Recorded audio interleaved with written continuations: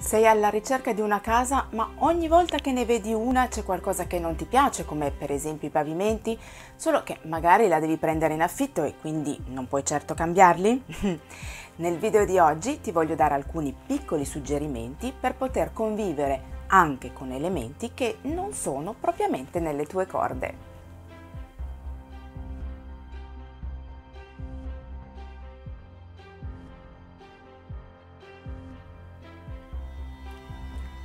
Se compri casa, è facile che tu decida di fare un minimo di ristrutturazione e tra gli interventi che farai con tutta probabilità ci sono i bagni e i pavimenti.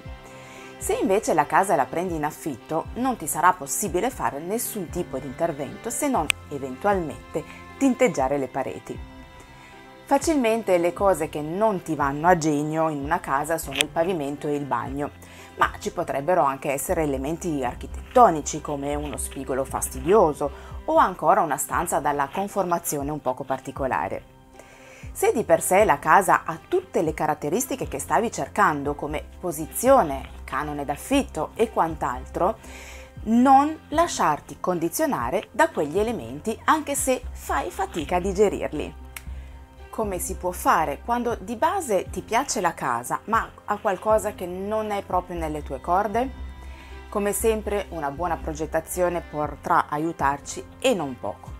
Riuscire a progettare l'arredo nella stanza in maniera funzionale potrà far sì che questi elementi passino in secondo piano o magari diventino caratterizzanti, mai dire mai. La prima cosa che potresti fare è cercare di camuffare questi aspetti che non ti piacciono. Per gli spigoli o le stanze con parametri irregolari, specchi e piante possono essere assolutamente d'aiuto.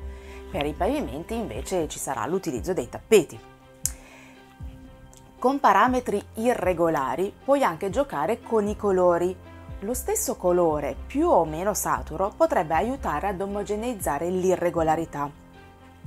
L'elemento forse più difficile e impattante è però di solito il pavimento e ammettiamolo, ce ne sono anche di davvero, come dire, bruttini. Sì, lo so, hai probabilmente pensato ad un termine anche peggiore, ma va bene così, dai. I pavimenti che solitamente piacciono meno sono quelli in graniglia, quelle macchioline spesso sui toni dell'arancione o del marrone. Ho avuto spesso a che fare con pavimenti così per case da arredare e immettere sul mercato degli affitti immobiliati. Le prime volte mi sono messa le mani nei capelli e onestamente ho provato a dire anche al proprietario di cambiarli. Ma ovviamente, dovendo già investire nell'arredo, comprensibilmente non volle fare un'ulteriore spesa e cambiare i pavimenti, lo sappiamo, comunque costa. A quel punto però mi sono ricordata di ciò che mi disse la mia insegnante. Fa tua la frase, se non puoi combatterli, alleati. Ebbene, è la cosa migliore da fare. Ora ti spiego anche come. Guarda il pavimento come ad una fonte di ispirazione, come l'elemento da cui partire. Capisco che detta così non è il massimo, ma un buon modo per averlo come alleato è, per esempio, riprendere i suoi colori in accordo o in contrasto in altri contesti della stanza, per esempio la tinta delle pareti, negli oggetti, nei quadri e anche nei tessili. Quindi potrai tinteggiare le pareti o con il colore principale presente nel tuo pavimento, ricordando di desaturarlo se è un colore forte tipo l'arancione, oppure con i colori analoghi o complementari. Ricordi la ruota del colore? Mobili dai toni neutri e chiari, soprattutto se il pavimento avesse delle tonalità scure, aiuteranno a non appesantire la stanza.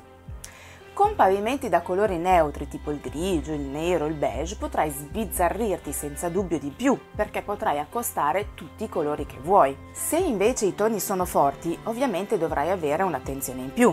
Riprendilo pure nella sua tonalità in oggetti piccoli e invece prendilo in maniera desaturata in oggetti più grandi oppure nelle pareti. Anche negli oggetti l'utilizzo del complementare potrà aiutare a movimentare un po' l'ambiente. Alleandoti così al pavimento riuscirai ad ottenere un'ambientazione armonizzata e il pavimento non sarà più un pugno in un occhio, ma un tutt'uno con il resto. Quindi non rinunciare ad una casa che ti piace solo per un elemento che avresti voluto diverso, ma prova ad usare l'astuzia e la fantasia e vedrai che risultati unici potrai ottenere. Provare per credere.